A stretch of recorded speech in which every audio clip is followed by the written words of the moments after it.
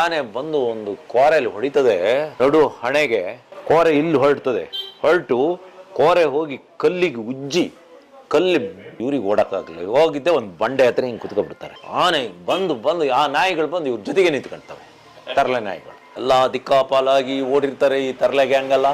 ಆಮೇಲೆ ಕೆಲವರಿಗೆ ಆಮೇಲೆ ಎಲ್ಲ ಬಂದಾಗ ಈ ಗೌಡ್ರಲ್ಲಿ ಸತ್ ಬಿದ್ದಾಗಿರ್ತದೆ, ಮೆದುಳೆಲ್ಲ ಹೊರಗೆ ಬಂದಿರ್ತದೆ. ನಮ್ಮ ಮೈಗೆ ಅದರ ತಲೆ ತಗಲಿ ಆ ಮೆದುಳೆಲ್ಲ ನನ್ನ ಶರ್ಟಿಗೆ ಅಂಟಿಗೆಂತು ಆ ಮರಗಳು ಬೆಳೆದಿರೋದ್ರಿಂದ ಇವನು ಬಗ್ಗಿ ಹೋಗ್ತಾನೆ. ಆ ಮರದ ಬಡ್ಡೆನೆ ಒಂದು ಆನೆ, ಯಾವುದೋ ಒಂದು ಶಿವಘಟ್ಟದ ಆನೆ. ಆಮೇಲೆ ನಂದಿ ಮರ ಎಲ್ಲಿದೆ ಅಂತ ಹುಡ್ಕೊಂಡು ಹೋಗ್ಬೇಕಾರೆ ಒಂದು ದೊಡ್ಡ ನಂದಿ ಮರ ಇತ್ತು. ಇಲ್ಲೇ ಇರ್ಬೋದು ನೋಡ್ಬೇಕಾರೆ ಅಲ್ಲಿ ಆನೆದ ಹೆಜ್ಜೆ ಎಲ್ಲ ಇತ್ತು. ಅಲ್ಲಿ ಹೋಗಿ ನೋಡಿದ್ರೆ ಅವನು ತುಣುದು ಮುದ್ದೆ ಆಗಿ ಬಿದ್ದಿದ್ದು. ಆಮೇಲೆ ಅವನ ಬಾಡಿ ಎಲ್ಲ ಸ್ಟ್ರೈಟ್ ಮಾಡಿ ಆಮೇಲೆ ಅಲ್ಲಿ ಕಾಡು ಬಳ್ಳಿಗಳನ್ನೆಲ್ಲ ತೆಗೆದು ಆ ಕಂಬಕ್ಕೆ ಹಾಕಿ ಕಾಲಿಗೆ ಕಟ್ಟಿ ಸೊಂಟಕ್ಕೆ ಕಟ್ಟಿ ಆ ಮೀನುಗಳನ್ನ ಹಿಡಿಯ ಒಂದು ಕತರ್ನ ಕೈಡೆ ಇತ್ತು ಇವ್ರಿಗೆ. ಈ ಕಂತ್ರಿ ನಾಯಿಗಳು ಹೋಗಿದ್ದೆ ಆನೆ ಅಡ್ಡ ಹಾಕಿ ಬೊಗ್ಲಕ್ಸ್ ಕೂಳೆ ಆನೆಗೆ